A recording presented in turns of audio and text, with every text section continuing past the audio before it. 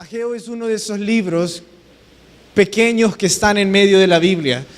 Sí, es uno de esos libros que muchos nunca han leído porque no los entienden. Ageo está después de Sofonías, pero supongo que tampoco van a saber dónde está Sofonías. Entonces mejor váyanse hasta Mateo, en medio de la Biblia. Y cuando estén en Mateo empiezan a hacer las páginas para atrás.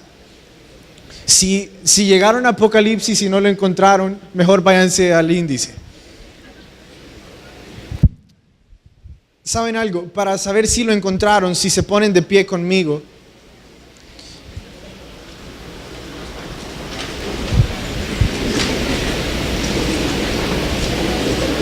Sí, pueden pedir ayuda, no tengan pena.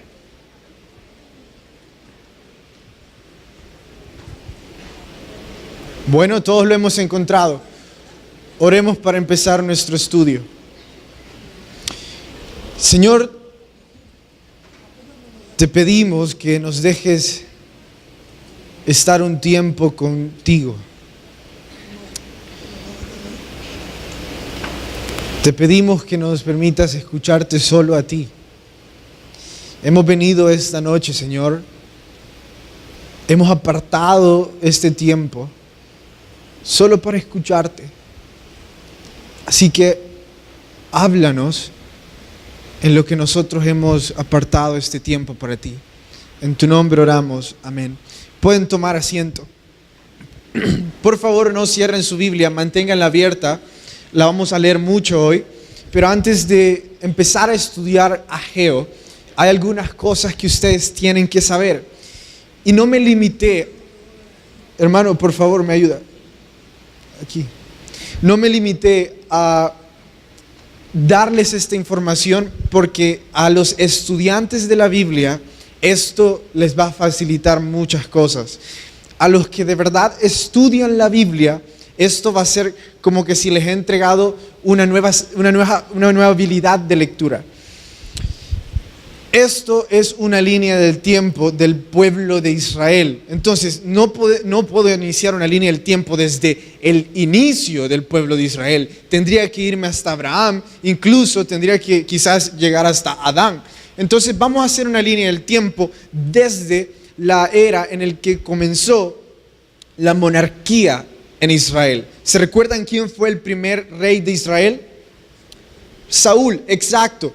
Entonces vamos a iniciar nuestra línea del tiempo con el reinado del rey Saúl. En ese momento empezó el gobierno dirigido por la monarquía y terminó el gobierno dirigido por la teocracia. La teocracia es una forma de gobierno en la cual es regida por la deidad en la que ellos creen. En este caso era el único y Señor Dios Todopoderoso, Jehová. Pero terminó esa época, ellos pidieron rey, Dios les da a su rey.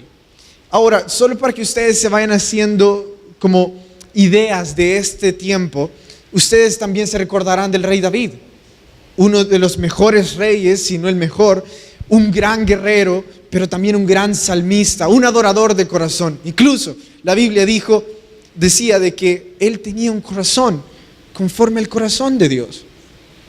También se acordarán del tercer rey. ¿Se recuerdan? Salomón. No hubo rey más sabio que Salomón.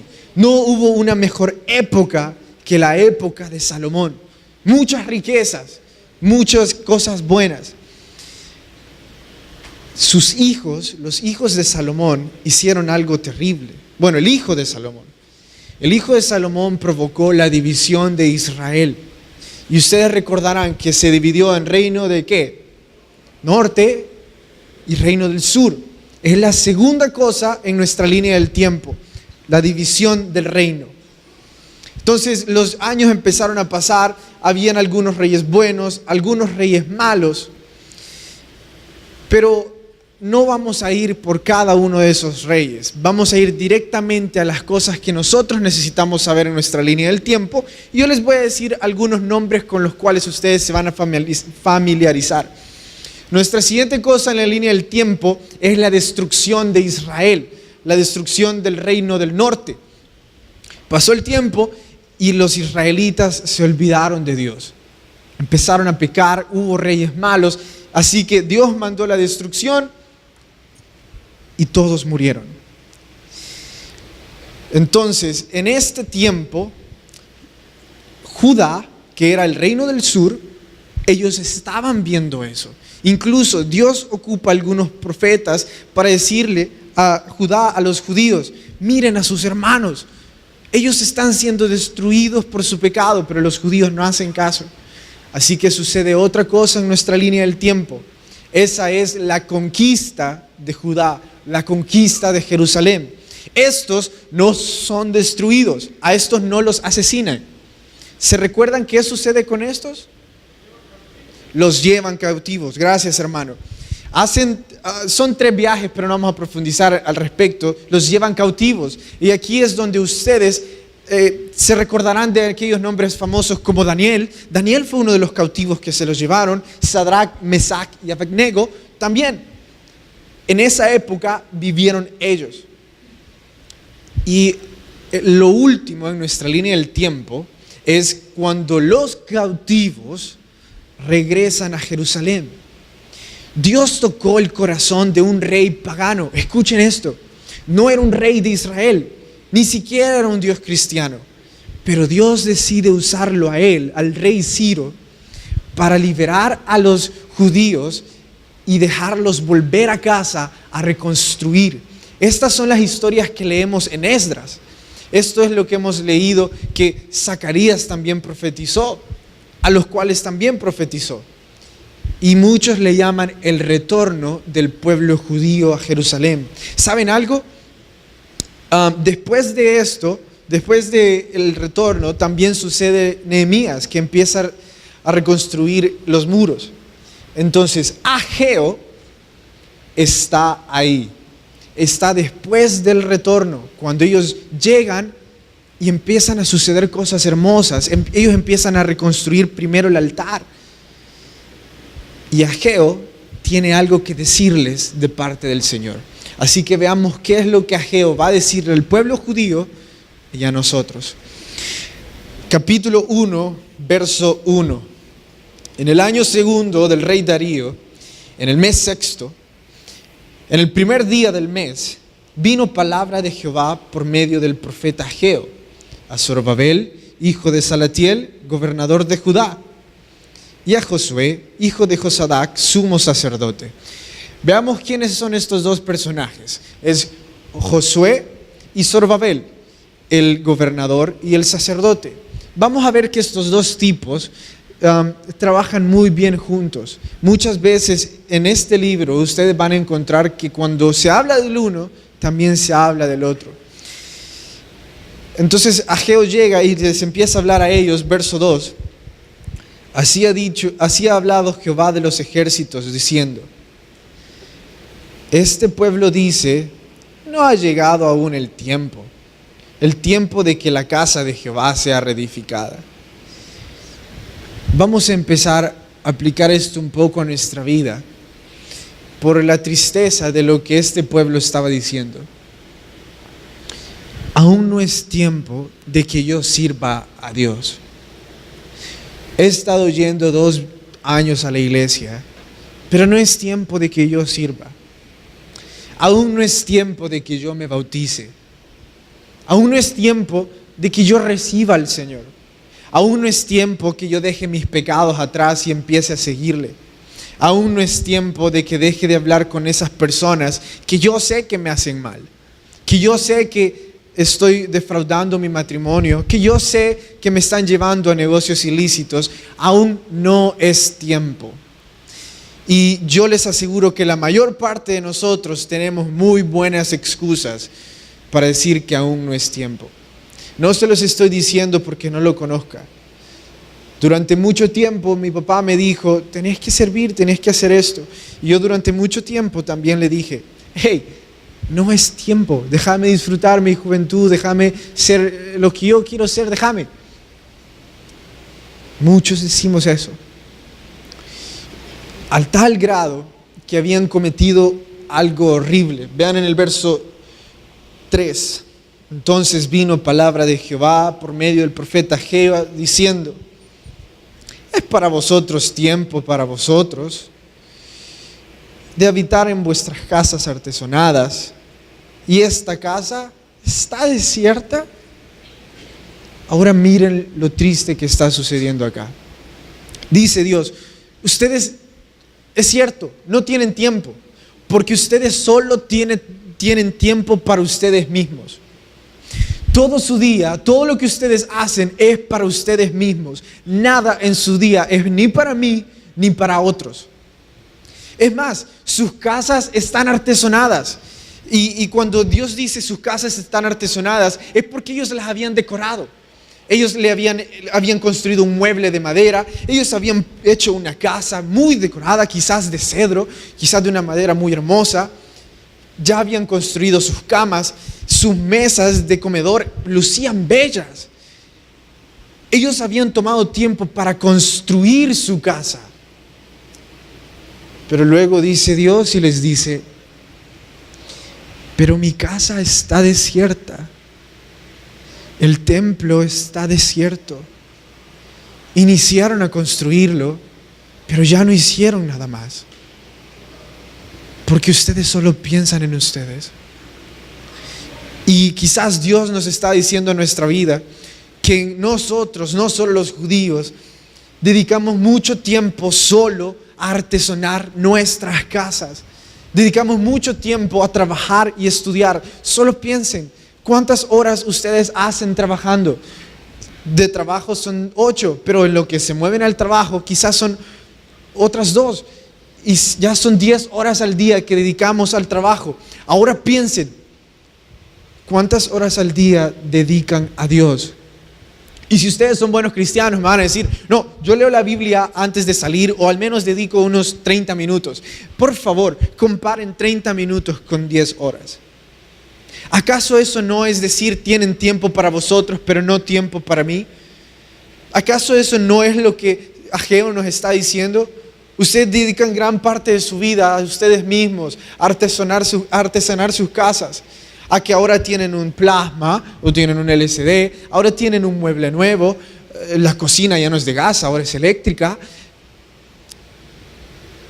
Pero su vida espiritual es un desastre. ¿Cuándo fue la última vez que ayunó? ¿Cuándo fue la última vez que derramó una lágrima mientras oraba? ¿Cuándo fue la última vez que encontró un verso en la Biblia y se lo aprendió de memoria? Nuestras casas están muy hermosas, nuestra vida, nuestros estudios, todo va muy bien. Pero nuestra vida espiritual es un desastre. Entonces Dios se está refiriendo a eso, a que nosotros tenemos tiempo para muchas cosas, y especialmente para una persona, para nosotros, pero no tenemos tiempo para Él. Si fuera de mi parte, yo diría, bueno, lo mejor que hay para que eso pare es que caiga fuego del cielo y a todos aquellos que no le dedicamos tiempo al Señor, que nos quememos. Pero Dios no es así. Dios es un Dios amoroso. ¿Saben qué les dice? Vean en el verso 5 la respuesta de Dios. Pues así ha dicho Jehová de los ejércitos: meditad bien sobre vuestros caminos. Vamos a ver que al menos 5 veces Dios les dice a ellos: meditad sobre vuestros caminos. Hagan un alto, paren y mediten. Y luego Dios empieza a decirles por qué deben de meditar. Verso 6: sembráis mucho y recogéis poco. Coméis y no os saciáis. Bebéis y no quedáis satisfechos. Os vestís con marcas, con ropa bonita y no os calentáis. De nada sirve. Y el que trabaja a jornal, recibe su jornal en saco roto. O sea, nunca le alcanza. Debe la mitad de su sueldo, sino todo su sueldo. Verso 7: así ha dicho Jehová de los ejércitos: meditad sobre vuestros caminos. En el verso 9 dice: buscáis mucho y halláis poco, y encerráis en casa, y yo disiparé todo lo que ustedes guardan de un soplo. ¿Por qué? Dice Jehová de los ejércitos: por cuanto mi casa está desierta, y cada uno de vosotros corre a su propia casa. Cuando les preguntan a ustedes: ¿y en qué ministerio estás sirviendo hoy? Bueno, este es en el 5º ministerio que estoy. Cuando les preguntan: ¿y a cuántas fiestas has ido esta semana? Bueno, he ido como a 4 o a 5. ¿Y cuántas veces has tomado? Solo tomo por ser social, nada de emborracharme ni nada de eso. ¿Y cuánta ropa has comprado hoy? Bueno, sí he comprado. ¿Cuánto has gastado? Sí he gastado. Nosotros hacemos exactamente lo que dice acá. Nosotros andamos buscando cosas como llenar el vacío que hay en nosotros.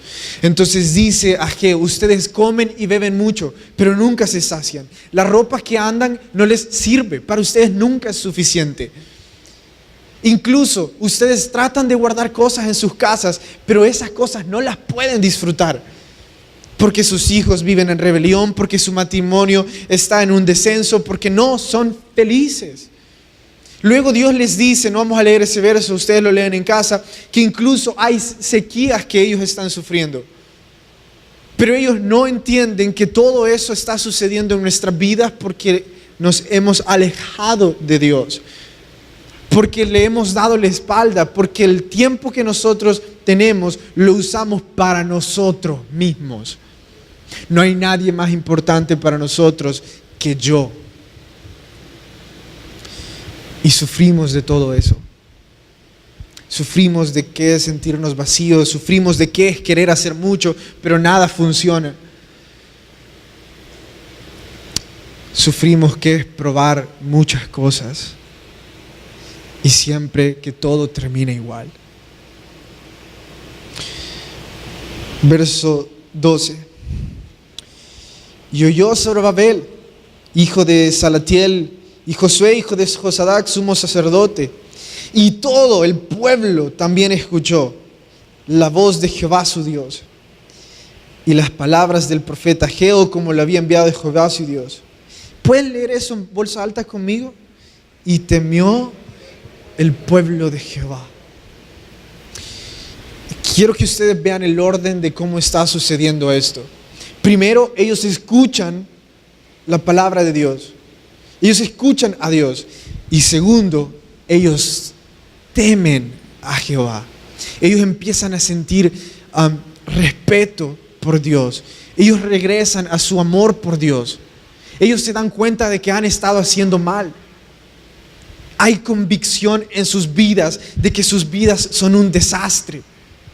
Pero miren el orden de las cosas. Primero escuchan a Dios y luego temen. Ese orden no puede ser alterado. Ustedes se preguntan, mira, pero yo peco y yo hago todo lo que yo quiero y no me siento mal. No siento ningún vacío, como lo estaba diciendo. Es más, hasta es divertido. Claro, nunca vas a llegar a temer a Dios porque nunca escuchas su palabra. Nunca escuchas lo que Él tiene que decir. Vas a vivir ciego el resto de tu vida porque nunca escuchas lo que Él dice. Por eso es que muchos pecamos de manera deliberadamente. Por eso es que lo hacemos una y otra vez y no nos importa. Porque no escuchamos a Dios.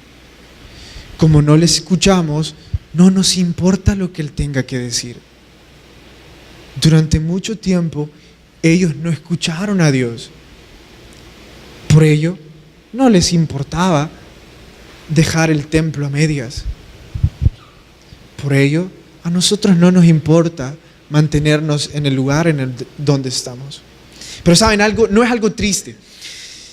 En realidad, lo que estas dos cosas suman es algo hermoso. Así que lean conmigo, ¿qué es lo que la suma de estas dos cosas produce? Verso 14. Y despertó Jehová el espíritu de Zorobabel, hijo de Salatiel, gobernador de Judá, y el espíritu de Josué, hijo de Josadac, sumo sacerdote, y el espíritu de todo el pueblo. Y vinieron y trabajaron en la casa de Jehová de los ejércitos, su Dios. Cuando nosotros escuchamos a Dios, vamos a temerle. Y cuando nosotros empecemos a temerle, su Espíritu va a venir sobre nosotros y nos va a guiar a lo que debemos de hacer. Su Espíritu va a traer un cambio a nuestra vida. Y hice toda esta gran introducción para hacer énfasis en lo que estoy a punto de decirles. Obviamente el pueblo de Israel, el pueblo de Judá, o los judíos, ellos estaban viviendo de una mala manera. A lo mejor ya algunos estaban pecando. Cuando ellos escucharon eso, les dio miedo. Dijeron: Dios, nos duele escuchar eso. No nos gusta. Y a lo mejor muchas veces nosotros nos sentimos así. Nosotros pecamos y no nos gusta sentirnos pecadores delante de Dios. No nos gusta sentirnos atados al pecado. A veces, cuando ustedes entran por ese portón o incluso por esta puerta, ustedes y yo nos llenamos de vergüenza. No nos sentimos capaces de poner un pie acá por lo que hemos hecho. Algunos, cuando vamos a orar, nos sentimos lejos del Señor y sentimos que no puede funcionar, no me va a escuchar, soy demasiado malo y no sé cómo cambiar, no sé qué hacer. Algunos en este momento quizás sienten vergüenza. Otros llegan al punto que les cae mal el líder de su ministerio. Se sienten tan malos que les cae mal, porque saben que cada vez que lo vean les recuerda su pecado. Y nosotros empezamos a condenarnos, porque nosotros, déjenme decirles esto, nosotros no hemos sido llamados a nosotros vencer el pecado. ¿Saben por qué?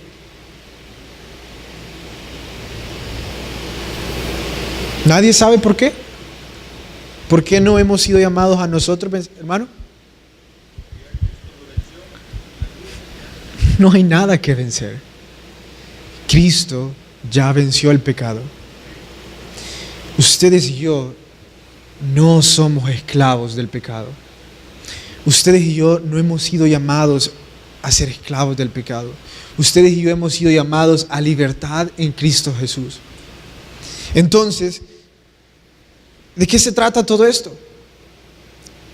Se trata de que es usted el que ha estado peleando contra el pecado. Se trata de que soy yo quien con mis fuerzas he estado tratando de luchar contra el pecado. Soy yo el que ha estado tratando de hacer un cambio en mi propia vida. Y déjenme decirles esto con mucha tristeza. He visto a muchos cristianos decepcionarse al intentar pelear contra el pecado ellos solos. Intentar pelear contra los vicios, contra la pornografía, la masturbación, contra la fornicación, contra las malas palabras. Los he visto tratando de luchar y los he visto decepcionarse, entristecerse, condenarse, porque no lo logran. Y terminan siendo muy derrotados por el enemigo, porque son ellos los que están luchando. Y el orden no es así. Según lo que mi Biblia dice y lo que este verso dice, es su Espíritu el que nos va a guiar a tener un corazón para reconstruir nuestra vida espiritual. Es su Espíritu quien va a hacer un cambio en nuestra vida. Es su Espíritu que nos va a abrir los ojos a que nos demos cuenta que el pecado fue vencido en la cruz. Es su Espíritu. Entonces, cada vez que ustedes y yo nos sentamos en nuestra casa y empezamos a leer la Biblia. Cada vez que ustedes y yo venimos a la iglesia, abrimos nuestra Biblia, pero también nuestro corazón para estudiarla, y escuchamos la voz de Dios, empezamos a temerle, nos empezamos a dar cuenta del pecado. Y cuando nosotros hacemos eso, Dios empieza a poner su espíritu en nosotros para que nos demos cuenta de lo que hacemos mal, para darnos esperanza, para mostrarnos qué hacer. Y su espíritu empieza a trabajar con nosotros. Por supuesto, no significa que ahorita que ustedes no han hecho eso, no tengan a su espíritu. Esos son temas teológicos aparte. Estoy hablando de un avivamiento espiritual. Estoy hablando de algo que sucede cuando ustedes y yo compartimos tiempo con Dios. ¿Saben algo? Cuando los judíos empezaron a reconstruir, muchas cosas hermosas empezaron a suceder. Las personas estaban felices porque ellos llevaban cosas para construir, llevaban algunos sus palas. Otros decían, hey, yo tengo una cafetera en la casa. Yo voy a llevar el café para que los albañiles puedan tomar café. Y otros decían, hey, yo soy panadero. ¿Saben algo? Yo les quiero dar pan, y todos compartimos el pan. Todos empezaban a compartir. Y cuando las cosas empezaron a ser construidas, los jóvenes, al ver que el templo estaba siendo construido, empezaron a gritar de alegría. Cuando otros jóvenes los escucharon, se dieron cuenta de lo que sucedía y empezaron a gritar de alegría también. Cuando los ancianos escucharon que los jóvenes gritaron, fueron a ver lo que sucedía y empezaron a gritar también. Pero ellos no gritaban de alegría. Ellos empezaron a llorar. Los jóvenes gritaban de alegría, pero los ancianos lloraban. ¿Por qué? ¿Qué estaba pasando en ese momento? Vean en el verso 3. ¿Quién ha quedado entre vosotros que haya visto esta casa en su gloria primera? ¿Y cómo la veis ahora? ¿No es ella como nada delante de los ojos? ¿Qué está pasando acá? Fueron alrededor de 70 años de cautiverio. Se cree que todavía había ancianos que vieron el templo de Salomón. Un templo hermoso, un templo con todos los lujos que ustedes se puedan imaginar. Un templo con la madera más hermosa y la más cara. El oro era quizás uno de los recursos más usados en ese templo. Incluso dice una parte en Crónicas que en el pueblo de Israel la plata era como las piedras, el bronce era como las piedras, tenían tanta riqueza ahí. Entonces ellos, los ancianos, tenían en sus mentes este templo hermoso, un templo imponente, un templo como ninguna vez se había visto.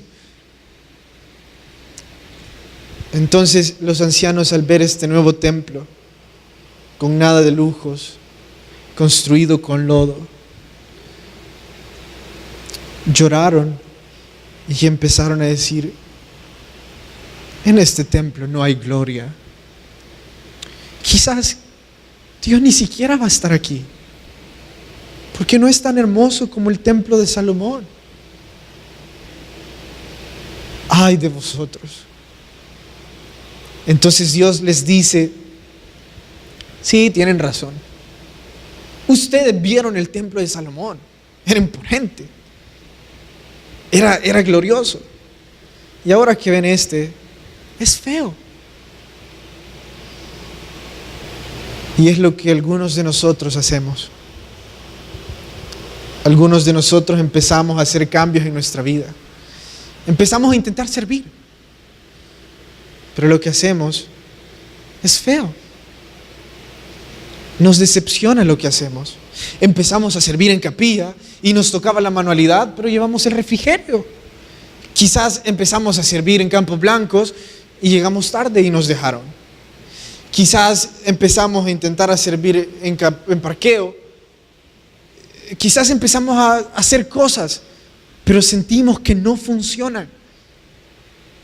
Intentamos orar, pero nos da pena orar. Intentamos leer la Biblia, pero ya leímos 20 veces Ageo y todavía sigo sin entender lo que está diciendo. empezamos a intentar hacer cosas y nos decepciona que no vemos ningún resultado, que no vemos ningún cambio. Aun cuando lo estamos haciendo bien, a nosotros nos decepciona. Y muchas veces me ha sucedido, y creo que a lo mejor les ha sucedido. Pero la respuesta de Dios es hermosa. Vean en el verso 4 lo que Dios les dice a su llanto. Pues ahora, Zorobabel, esfuérzate, dice Jehová. Esfuérzate tú también, Josué. Y cobrad ánimo, pueblo, todo de la tierra, dice Jehová. Y trabajad, porque yo estoy con vosotros, dice Jehová de los ejércitos. ¿Se imaginan el hermoso sentimiento que ellos debieron de sentir cuando escucharon? Ustedes sigan haciendo lo que yo les he mandado hacer, porque mientras ustedes se equivocan, mientras ustedes creen que lo hacen mal, yo estoy con ustedes. El mayor temor del pueblo era que ellos iban a construir el templo y Dios no iba a estar con ellos, Dios no iba a habitar ahí. Entonces Dios les dice, esfuércense, porque yo ahorita ya estoy con ustedes. Antes de que ustedes lo intenten, yo ya estoy con ustedes. Eso es lo que Dios tiene que decirnos a nosotros hoy. Antes de que ustedes intenten, yo ya estoy con ustedes. Yo ya estoy acá. Y Dios, su Espíritu, va a hacer algo aún más grande con lo que nosotros estamos haciendo. Este verso yo les sugeriría que se lo aprendan de memoria, lo marquen o hagan algo con este verso porque es tan hermoso. Es una profecía para ustedes y para mí, el verso 9. La gloria postrera de este templo, de esta casa, de esto que ustedes están haciendo, será mayor que la primera, ha dicho Jehová de los ejércitos, y daré paz en este lugar, dice Jehová de los ejércitos. Dios les está diciendo, ustedes creen que están haciendo algo feo, ustedes creen que este templo no va a ser como el de Salomón, pero para mí ese templo va a ser mejor que el de Salomón, va a tener más gloria, va a ser más importante, va a ser más valioso para mí que incluso el templo más rico que alguna vez existió, que el templo más valioso que alguna vez existió. Para mí lo que ustedes están haciendo va a ser algo valioso. No les voy a decir por qué aún, sino que vamos a seguir en la historia, eso lo vamos a ver después. Vamos ahora al verso 10. A los 24 días del 9º mes, en el 2º año de Darío, vino palabra de Jehová por medio del profeta Ageo, diciendo, paren ahí, a los estudiantes de la Biblia lo van a querer saber. Todo esto sucede en un periodo como alrededor de 4 meses, y es muy bueno como Ageo nos cita la fecha de las cosas que sucedió. Entonces hay como 4 o 5 fechas que ustedes pueden ver ahí, y al momento de que ustedes lo estudien, pueden ir anotando, esto sucedió en este mes, esto sucedió, se cree que en el mes desde agosto a diciembre. Entonces solo para los estudiantes creo que van a querer saber esto. Verso 11. Ellos ya habían comenzado a construir. Entonces esto después de que ellos ya estaban construyendo. Verso 11. Así ha dicho Jehová de los ejércitos. Pregunta ahora a los sacerdotes acerca de esta ley diciendo, Ageo, ve a donde los sacerdotes y preguntales, si alguno llevare carne santificada en la falda de su ropa, y con el vuelo de ella tocare pan, o vianda, o vino, o aceite, o cualquier otra cosa, ¿será santificada? Y respondieron los sacerdotes muy seguros de su respuesta, no. Y dijo Ageo, verso 13, y dijo Ageo, si un mundo a causa de cuerpo muerto tocare alguna de estas cosas, ¿será inmunda? Y los sacerdotes, llenos de seguridad en sí mismos, respondieron, inmunda será. Ahora, no quiero meterme en mucha interpretación levítica. No es nuestro tema de hoy, el tiempo está volando. Así que déjenme explicárselos así. ¿Cuántos de ustedes tienen hijos? ¿Pueden levantar su mano? Bien, la mayoría. Ustedes me van a entender mejor que nadie, pero yo creo que todos me van a entender porque todos en algún momento de nuestra vida hemos cuidado a un bebé o a un niño chiquito. Entonces los niños chiquitos tienen esta rara costumbre de que les encanta jugar con la tierra. Yo no sé qué le ven a la tierra, pero se ve bastante divertida para ellos. Entonces van y juegan con la tierra.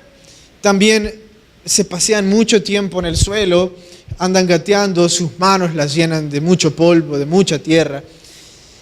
A veces se tocan los zapatos, otras veces se sacan una que otra cosa de la nariz. Y luego, después de haber hecho todo eso, agarran su mano y la meten en su boca y la empiezan a saborear. Y no sé qué sabe, pero parece que sabe algo rico para ellos. Por sus caras, creo que eso es asqueroso para ustedes. Dios estaba diciéndoles al pueblo, así de asqueroso para mí es lo que ustedes están haciendo. Así de asqueroso como para nosotros fue pensar en eso, así de asqueroso era para Dios recibir el servicio de ese pueblo. Es que les voy a explicar. Ellos llegaban ahí, construían, ponían su pedazo de piedra, hacían una oración religiosa, se vestían muy bien, sí, todos bien, y delante de todos eran buenos cristianos, pero al salir de la iglesia tenían otra vida. Sus compañeros de la universidad no saben que son cristianos. Sus compañeros de trabajo tampoco saben que son cristianos. Incluso ni siquiera sus vecinos saben que son cristianos. ¿Saben por qué? Porque viven pecando cuanto ellos quieren. Viven haciendo cuanto ellos quieren. Total, viven dos diferentes vidas. Una en la que aparentan honrar a Dios y otra en la que hacen lo que ellos quieren. Entonces Dios les dice a ellos, eso me es asqueroso a mí.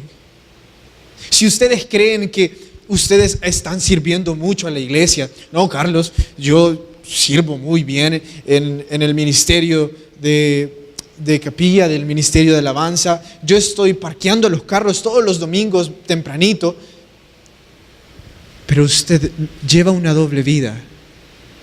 Delante de Dios, eso es asqueroso. Delante de Dios, eso es inmundo. Líderes, padres de familia, no sé, amigos, les desafío a esto. Pregúntenle a sus conocidos y díganles, a ver, pon el celular y desbloquéalo delante de mí. ¿Dejarías de que yo lea tus conversaciones? ¿Cómo? ¿Cómo se va a hacer eso? Eso es falta de privacidad. Puede ser que tenga algunas cosas que son privadas, pero la razón de su enojo sería porque tiene muchas conversaciones impropias, muchas conversaciones con señoritas o con hombres que deshonran su matrimonio o que deshonran a Dios. Viven una doble vida. Entonces, por mí, yo les digo, yo creo que la mejor forma de que nosotros cambiemos esto es que caiga fuego del cielo y que nos quememos todos los que andamos haciendo eso. Pero otra vez, Dios no es ese su corazón. Miren lo que le responde Dios. Verso 15. Ahora pues, meditad en vuestro corazón desde este día en adelante, antes de que pongan piedra sobre piedra en el templo de Jehová. Ahora quiero detenerme en esta palabra meditad, porque ahora sí lo vamos a ver lo importante que es. Muchas veces nosotros estamos como ellos, estamos pecando y no hallamos qué hacer, intentamos muchas cosas para dejar de pecar. Y Dios dice, cuando te encontres en ese momento, para poner un alto a tu vida, poner un alto a tu día y pasa tiempo conmigo. Deja de intentar hacer las cosas. Deja de intentar resolver los problemas por ti solo. Para. Abrí tu Biblia y pasa tiempo conmigo. Les voy a explicar esto. Cuando nosotros salimos de nuestra casa, ya vamos tarde para el trabajo o para la universidad, salimos de nuestra casa y se nos olvidó la llave. Para suerte no habíamos cerrado la puerta de la casa, así que entramos y empezamos a buscar la llave. Empezamos en la sala, movemos todo de la sala, movemos los cojines, vamos a nuestro cuarto, empezamos a levantar las cobijas, levantamos todo. Y al fin encontramos las llaves. ¿Y saben cómo quedó nuestra casa? Un desastre. Es lo que hacemos en nuestra vida espiritual. Andamos buscando cómo cambiar, andamos buscando cómo llenar ese vacío. Entonces empezamos a desordenar nuestra vida, empezamos a llevarnos con otro tipo de personas, empezamos a probar nuevos vicios, empezamos a hacer todo tipo de cosas para encontrar la salida. Y terminamos haciendo de nuestra vida un desastre. Tenemos muchas preguntas, tenemos muchas dudas. Hay muchas cosas que no sabemos cómo resolver en nuestras vidas. Y Dios les dice, para. Cada vez que tomas una decisión, te perdés más en este laberinto llamado vida. Para. Toma un tiempo conmigo. Lee tu Biblia. Adora. Pasa un tiempo conmigo. Vamos a terminar porque el tiempo nos está comiendo más. Verso 23, en aquel día, dice Jehová de los ejércitos, te tomaré, oh Zorobabel, hijo de Salatiel, siervo mío, dice Jehová, y te pondré como anillo de sellar, porque yo te escogí, dice Jehová de los ejércitos. Con esto, Ageo le está diciendo a Zorobabel que básicamente él va a entrar en el linaje mesiánico, le va a poner como anillo a las naciones, diciendo que su hijo va a venir por medio también de su linaje. Todo esto tiene que ver directamente con Jesús y ahora les voy a explicar por qué esta profecía, la que leímos antes, el verso que yo les dije que se memorizaran, es tan hermoso. Este verso es tan hermoso porque dice, la gloria postrera de esta casa será aún mayor que la primera. ¿A qué se está refiriendo? Se está refiriendo a que va a haber algo mucho mejor en este templo que ellos están construyendo. Ahora déjenme decirles qué fue lo que trajo más gloria a ese templo. ¿Se recuerdan quién fue el que caminó en este templo? Sí, fue Jesús. Jesús caminó en el templo que ellos construyeron y después fue reconstruido, pero Jesús estuvo ahí. Ese templo tenía más gloria porque Dios encarnado, el Hijo de Dios, iba a caminar en ese templo. Y su presencia ya no estaría en un arca, su presencia estaría en vivo con su Hijo ahí. Eso haría este templo más hermoso y le daría más gloria. Pero la profecía no se detiene ahí, la profecía sigue. ¿Saben? Dijo Jesús, voy a destruir este templo. ¿Y en cuántos días lo iba a reconstruir?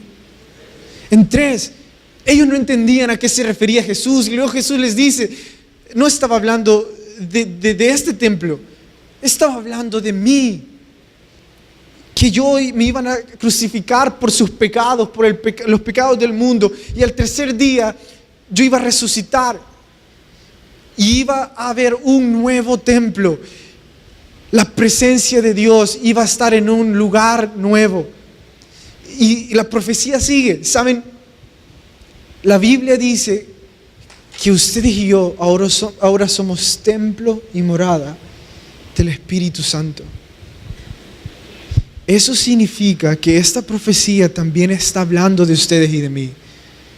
Esta profecía dice de que ahora ustedes y yo somos más valiosos, somos más importantes, tenemos aún más gloria que el templo de Salomón.